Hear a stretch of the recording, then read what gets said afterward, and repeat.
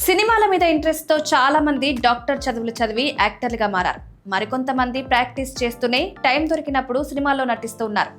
మరికొంతమంది మాత్రం డాక్టర్ చదువులను మధ్యలోనే ఆపేసి యాక్టర్లుగా మారారు.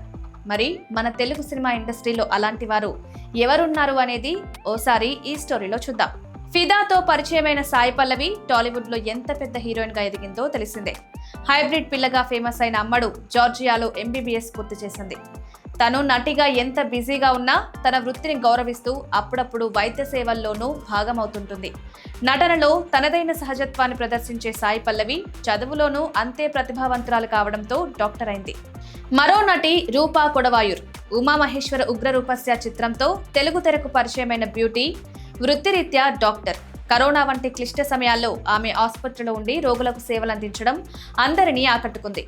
సినిమాల్లో అవకాశాలు వస్తున్నా వైద్య వృత్తిని వదలకుండా రెండింటినీ సమన్వయం చేసుకుంటూ ముందుకు సాగుతుంది. ప్రముఖ నటుడు రాజశేఖర్ కుమార్తె శివాని రాజశేఖర్ కూడా ఈ జాబితాలో ఉంది. ఆమె ఇటీవల MBBS పూర్తి చేసి పట్టా అందుకుంది. రాజశేఖర్ కూడా డాక్టర్ కావడంతో తండ్రి వారసత్వాన్ని అటు చదువులోనూ ఇటు సినిమాల్లోనూ కొనసాగించడం విశేషం.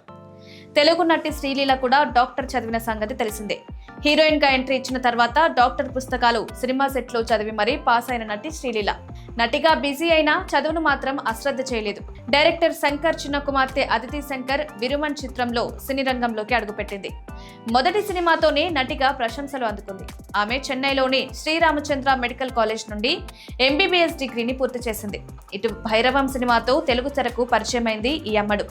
ఐశ్వర్య లక్ష్మి సౌత్ ఇండస్ట్రీలో తనకంటూ ప్రత్యేక గుర్తింపు తెచ్చుకుంది. తెలుగు, తమిళ్, మలయాళం భాషల్లో పలు సినిమాల్లో నటించి మెప్పించింది. 2017లో ఎర్నాకులంలోని Sree Narayana institute of medical sciences నుండి MBBS డిగ్రీని పూర్తి చేసింది. కామాక్షి భాస్కర్లా కూడా డాక్టర్. మా ఊరి పొలిమేర, పొలిమేర 2 వంటి సినిమాలతో నటిగా అందరి దృష్టిని ఆకర్షించింది హీరోయిన్ కామాక్షి భాస్కర్లా. వైవిధ్యమైన పాత్రలు ఎంచుకుంటూ సక్సెస్ అవుతున్న ఈ ముద్దుగుమ్మ చైనాలో MBBS పూర్తి చేసింది. తర్వాత అపోలో ఆసుపత్రిలో డాక్టర్గా పనిచేసింది. ఇప్పుడు నటిగా ప్రశంసలు అందుకుంటుంది.